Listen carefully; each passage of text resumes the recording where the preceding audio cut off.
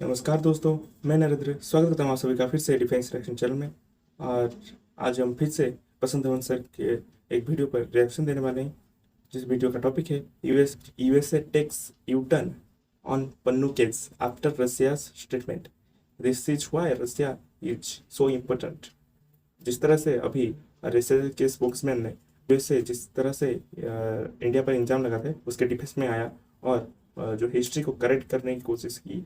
उसके बाद जो ऋषि सुनक ने पोस्ट किया था विंस्टन चर्चिल को लेकर, उसे भी सही करने की कोशिश की। हालांकि का जो भी बातें कही रशिया के स्पोक्समैन ने, वो सारी बातें सही थी।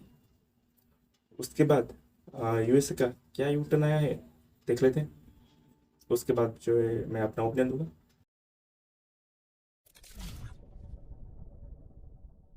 नमस्कार, वेलकम टू स्टडी आईक्यू। मैं हूं प्रशांत धवन। नाउ मैंने आप सबको बताया था ये होगा, और आज के समय हम देख रहे हैं कि रशिया की स्टेटमेंट के बाद, रशिया की मैं कहूंगा हिस्टोरिक स्टेटमेंट के बाद, अमेरिका बैकफुट पे आ चुका है और अब कई केसेस को लेकर ये अपनी स्टेटमेंट में एक पूरा यू टर्न दिखा रहे हैं। और इसलिए हमको ये समझ में आता है कि रशिया इंडिया के लिए इतना इंपॉर्टेंट क्यों है। ना अगेन देखो, मैं आप सबको ये कहूंगा, ना रशिया के फैन बॉय बनो, ना यूएसए के फैन बॉय बनो, इंडिया के फैन बॉय बनो। इंडिया के जो इंटरेस्ट हैं ये सबसे ऊपर होने चाहिए, ये हमारी प्रायोरिटी होनी चाहिए एज इंडियंस। और रशिया का सबसे बड़ा एडवांटेज ये है कि जब भी यूएसए ज्यादा आप कह लीजिए अनफेयर तरीके से डील कर रहा है भारत के साथ, रशिया मैं कहूंगा एक बहुत ही ज्यादा अच्छा ऑप्शन है इंडिया के पास। और हाल ही में हमने ये देखा कि जिस तरीके से रशिया ने खुल के यूएसए की आलोचना करी, ये तक कह दिया कि यूएस मैनिपुलेट करना चाहता है भारत के इलेक्शंस को, साथ ही साथ ये भी ऐड कर दिया कि इनको नहीं लगता कि इंडिया के एजेंट्स यूएसए में गए थे पन्नू केस को लेकर। खालिस्तान इशू में भी आप कह सकते हैं रशिया ने खुल के इंडिया का समर्थन किया। ये सब देखकर अमेरिका जेन्युइनली शॉक्ड है। और हाँ, अगर आप वैसे इन डिटेल जानना चाहते हैं कि रशिया ने हाल ही में इंडिया यूएस के बारे में क्या कहा था, इस पर मैं एक डेडिकेटेड वीडियो बना चुका हूं।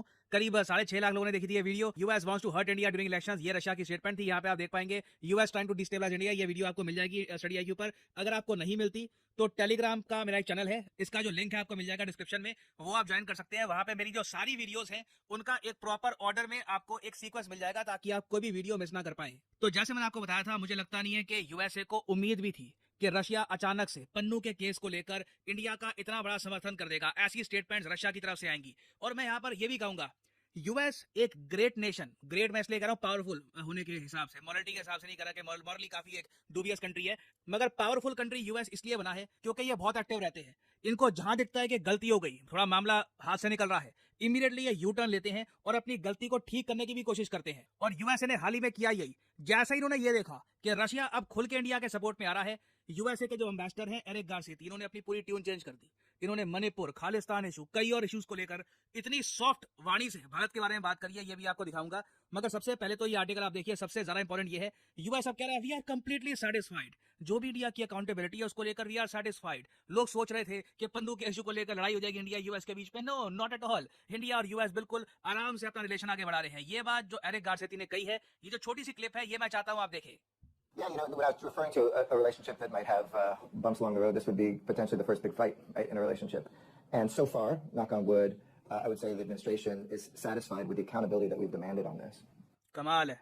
कह रहे कि नॉक ऑन वुड आदमी कहता है जब बिल्कुल you want to be truthful, कि बिल्कुल ऑनेस्टली बता रहा हूं कि हम बहुत सेटिस्फाइड हैं, इंडिया ने प्रॉपर्ली इशू हैंडल किया है। ये पहली बार हम देख रहे हैं कि यूएसए की तरफ से ऐसी स्टेटमेंट आई है। नहीं तो इससे पहले आप अगर देखो तो जो भी इनकी स्टेटमेंट्स थी, ये कह रहे हैं कि इंडिया को कोऑपरेट करने की जरूरत है, इंडिया को ये करने की जरूरत है। साथ में कनाडा भी अपनी तरफ से लगातार एक्शन ले रहा था। अब यूएसए ने एक कंप्लीट यू टर्न यहाँ पर लिया है। आगे इनसे यही पूछा गया कि आप देखिए, इंडिया पे आरोप लगाते थे कि इंडिया रशियन ऑयल परचेज कर रहा है, वहां पे तो यूएसए ने एक अलग ही टाइप का यूटर्न ले लिया। ये कहा इंडिया रशिया से ऑयल ले रहा है, हमने ही तो कहा था कि उनको कि आप रशिया से ऑयल ले लो, ये हमारा ही प्लान था ना। इधर आप देखोगे ये कह रहे हैं कि अब हम ये एक्सपेक्ट नहीं करते कि इंडिया वैसा करेगा जैसा यूएस कह रहा है, मगर हम स्मॉलर विक्ट्री सेलिब्रेट करते हैं, जहां पे हम इंडिया को कहते हैं अगर आप रशिया से ऑयल परचेज करना चाहते हैं बिल्कुल आप कर सकते हैं, नो प्रॉब्लम। और यहाँ पे आप सुनिए, ये स्टेटमेंट बहुत इंपॉर्टेंट है। We kind of got past the ability of saying, oh, just follow America, you have to do exactly as we do. And we take the smaller victories. Like, actually, they bought Russian oil because we wanted somebody to buy Russian oil at a price cap. That was not a violation or anything. It was actually the design of the policy. क्या बात है, ये design था हमारी policy का, उसी के under India ने रशिया का ऑयल लिया और बाद में ऑफ कोर्स उसको रिफाइन करके दुनिया भर में बेचा। 2 साल से हमारे विदेश मंत्री वेस्टर्न मीडिया को ये बात समझाते रहे, तब उस वक्त एरिक गारसेती ने कुछ नहीं कहा, मगर जब अचानक से रशिया कूद पड़ा है, अब खुल के इंडिया का सपोर्ट कर रहा है स्टेटमेंट से, तो यहाँ पर भी हमने देखा कि यूएस कह रहा है कि इंडिया को ब्लेम करने की जरूरत नहीं है, इंडिया ने कोई भी यूएसए की पॉलिसी वायलेट नहीं करी थी, जो भी हुआ है यूएस इंडिया की अंडरस्टैंडिंग के हिसाब से ही हुआ है। फिर आगे देखिए ह्यूमन राइट्स के इशू को लेकर भी एरिक गारसेती ने अचानक से ये कह दिया कि देखिए ह्यूमन राइट्स के इशू को लेकर ना, अगर हम उंगली दिखाएंगे बाकी कंट्रीज को कि बिल्कुल आप गलत कर रहे हो, ठीक करो अपने ह्यूमन राइट्स, ये ठीक नहीं है। एक बार को एज अमेरिकन हमको अच्छा लग सकता है कि दुनिया को हम ऑर्डर कर रहे हैं, मगर इससे country to country relations affect होते हैं। यहाँ पे आप सुनिए, on a human rights issue together.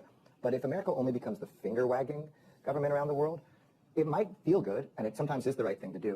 But I'm not convinced how effective that strategy alone is to say, like, we're better, we're the purists, especially when we have plenty to criticize inside our own. तो ये भी statement बहुत ही ज्यादा matter करती है। उन्होंने मणिपुर से related जो इनकी स्टेटमेंट इनकी आई थी, इस पे भी बैक ट्रैक किया है। और अगेन मैं सरप्राइज हूं कि कितने सारे इश्यूज को लेकर यूएस इमीडिएटली अपना गियर चेंज कर रहा है। इनको समझ में आ रहा है कि जैसी स्टेटमेंट्स इन्होंने दी है ओवर द इयर्स, रशिया आराम से फायदा उठा सकता है। रशिया खुल के अगर यूएसए की आलोचना करने पे आए तो रशिया बहुत सारा सपोर्ट गैदर कर सकता है इन द इंडियन पॉपुलेशन। और इसलिए एरिक गारसेती ने, मैं यहाँ पर ये वर्ड ऐड कर दूं, यूएसए एक ऐसा कंट्री नहीं है जो माफिया मांगता है। क्या आप जानते हैं यूएसए ने आज तक हिरोशिमा नागासाकी में जो उन्होंने बॉम्ब्स गिराए थे ना, एटॉमिक बॉम्ब्स, उसकी भी माफी नहीं मांगी। यहाँ पे आप देख पाओगे 2020 का आर्टिकल है, जब भी जापान यूएसए को कहता है कि माफी तो मांग लो क्योंकि तुमने हिरोशिमा नागासाकी में ना, तुमने मिलिट्री इंस्टॉलेशंस पे बॉम्ब नहीं गिराए थे, तुमने हमारी सिविलियन पॉपुलेशन को मारा था। यूएसए कह रहा है छोड़ो छोड़ो पुरानी बात हो गई, अब जो वॉर में हमको करना था हमने कर दिया। एक सेकंड के लिए भी यूएस अपोलोजाइज नहीं करता हिरोशिमा नागासाकी के लिए। बराक ओबामा जो कहा जाता है काफी हद तक एक डिप्लोमेट और एक कैरिस्मेटिक लीडर थे, इन्होंने भी जापान को कह दिया माफी नहीं मांगूंगा, रिग्रेट तक नहीं करूंगा। ये भी नहीं बोलूंगा कि यूएस रिग्रेट करता है कि ये हुआ। ये यूएसए की एक स्टॉन्च आप कह लीजिए एक लाइन रही है फॉरेन पॉलिसी में कि इतिहास में इन्होंने जो भी किया है ना, उसको लेकर ये कभी ये नहीं कहते हमने गलत किया, हम पछताते हैं, नहीं वो ठीक नहीं किया हमने। ये ट्रेंड है यूएसए का, मेरे हिसाब से काफी अजीब सा है, क्योंकि ओपनहाइमर जो लिटरली आप कह सकते हैं फादर है मॉडर्न डे एटॉमिक बॉम्ब का, इसने खुद कहा था जब बॉम्बिंग एक बार को हो गई थी हिरोशिमा नागासाकी की, ये शाटर्ड था, कांप रहा था, इसने लिटरली कहा था कि मेरे हाथों में खून लगा हुआ है। लिटरली जो हिरोशिमा नागासाकी में जो सिविलियंस मारे गए हैं, कहीं ना कहीं मैं भी वहां पे रिस्पॉन्सिबल हूँ। वो कंट्री, उसके एम्बेसडर रिसेंटली ये भी कहते हैं इंडिया के बारे में कि देखिए हमसे गलती हो गई थी, हमने ही भारत को यूएसएसआर सोवियत यूनियन की तरफ पुश कर दिया था, हमारी ही वजह से इंडिया यूएस रिलेशन इतने खराब हो गए थे। ये जो क्लिप है ये आप सुनिए। Now, for a long time, U.S.-India relations, we actually supported India's independence over the Brits. We had great relations. But when we pivoted, ironically, to China in the early 70s, we walked away from India, pushed them towards the Soviet Union. We were close with Pakistan. And I think Indian government didn't feel that the U.S. was a trustworthy partner, and sometimes even worse. ना इसे कहते हैं back foot पे होना। US जो बातें जयशंकर साहब पिछले मैं कहूंगा 2 सालों से लगातार कहते आ रहे हैं, सारी की सारी बातें यूएसए के एम्बेसडर ने खुद कह दी। और मैं आपको बता रहा हूं, अगर रशिया की तरफ से वो सब स्टेटमेंट्स ना आती तो यूएसए की तरफ से जो हम स्टेटमेंट देख रहे हैं, नो चांस के यूएस ये सब कहता।